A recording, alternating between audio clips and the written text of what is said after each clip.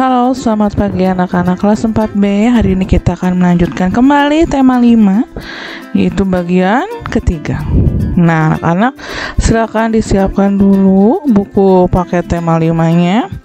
Dan silakan kalian buka halaman 53. Kita akan masuk ke subtema 2. Nah, kita sudah belajar di subtema 1 tentang masa kerajaan Hindu-Buddha. Nah, sekarang kita akan melihat saat kerajaan Hindu-Buddha mulai melemah, masuklah agama Islam di wilayah Indonesia.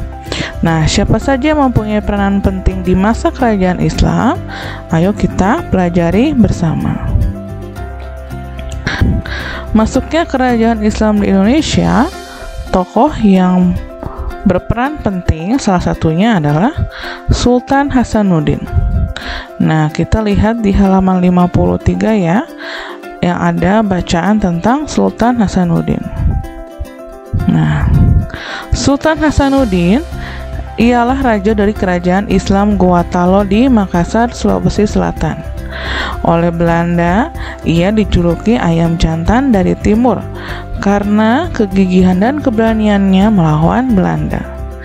Ia juga membela kerajaannya dan kepentingan rakyatnya dengan gigih.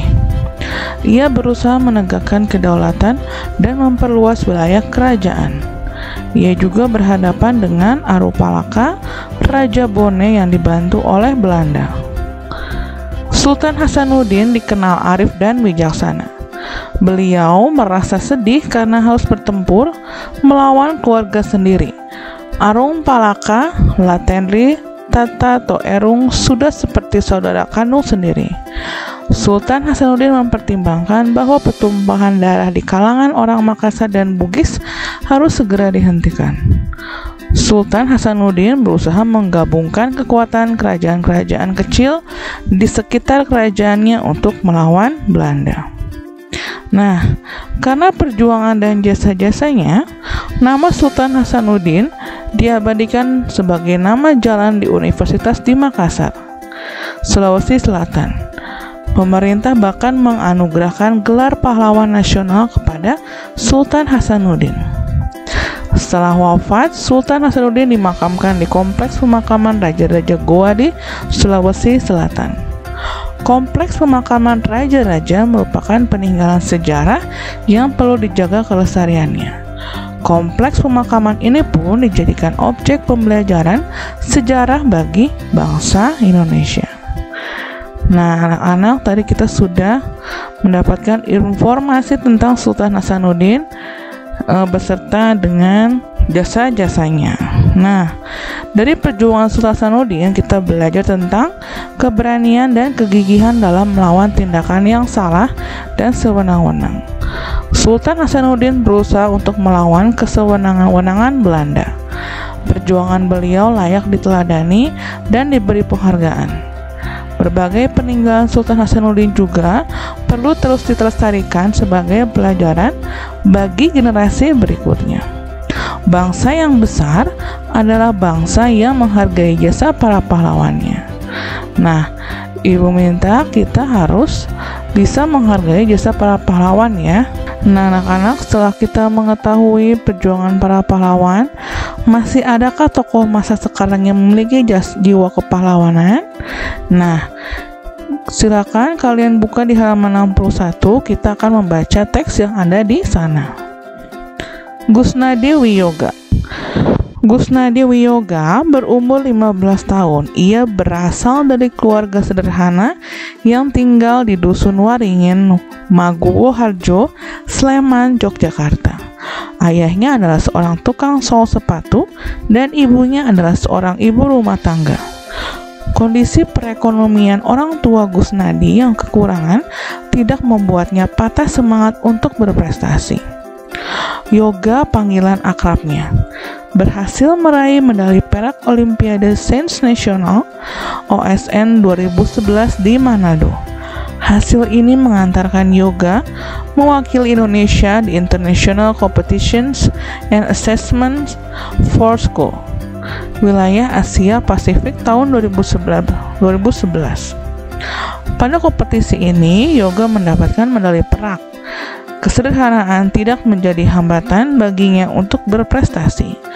Sejak kecil, Yoga terbiasa belajar mandiri, tanpa mengikuti bimbingan belajar ataupun kursus.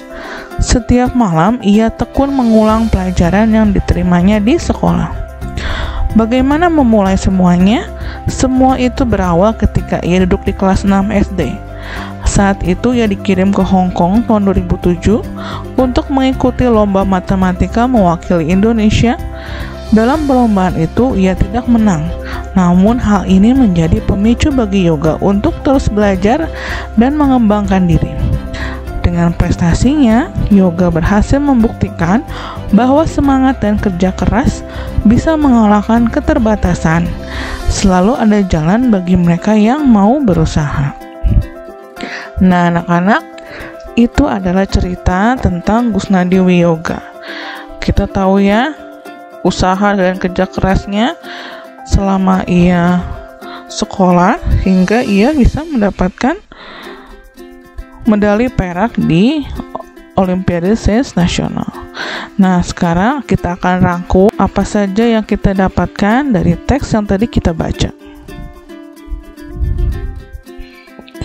Nah, Gusnadi mendapatkan prestasi yaitu medali perak di Olimpiade Sains Nasional OSN 2011 di Manado. Yoga juga terbiasa belajar mandiri sejak kecil tanpa mengikuti bimbingan belajar ataupun kursus. Setiap malam ia tekun mengulang pelajaran yang diterimanya di sekolah. Yoga juga mau bekerja keras, tekun belajar dan bersemangat untuk meraih prestasi. Ya, sikap Gusnadi juga mencerminkan sila kelima Pancasila karena Gusnadi orangnya mau bekerja keras. Anak-anak, tadi itu adalah rangkuman dari kehidupan Gusnadi selama ia waktu duduk di bangku sekolah hingga saat ini dia pun menjadi orang yang sukses. Salah satu sikap yang dimiliki Yoga tadi adalah kerja keras. Sikap itu sesuai dengan sila kelima. Nah, ayo kita pelajari lebih lanjut sila kelima dari Pancasila.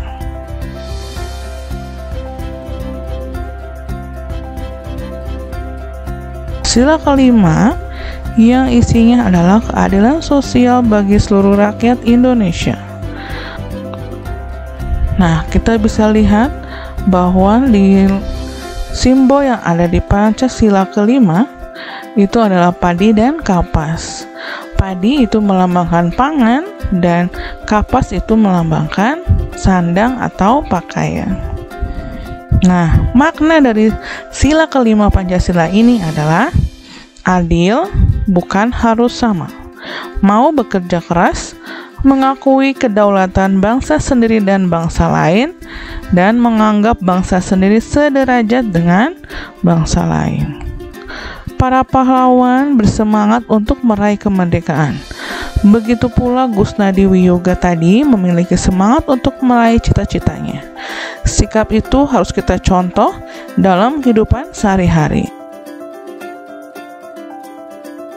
Cukup sekian untuk penjelasan dari Bu Nana hari ini.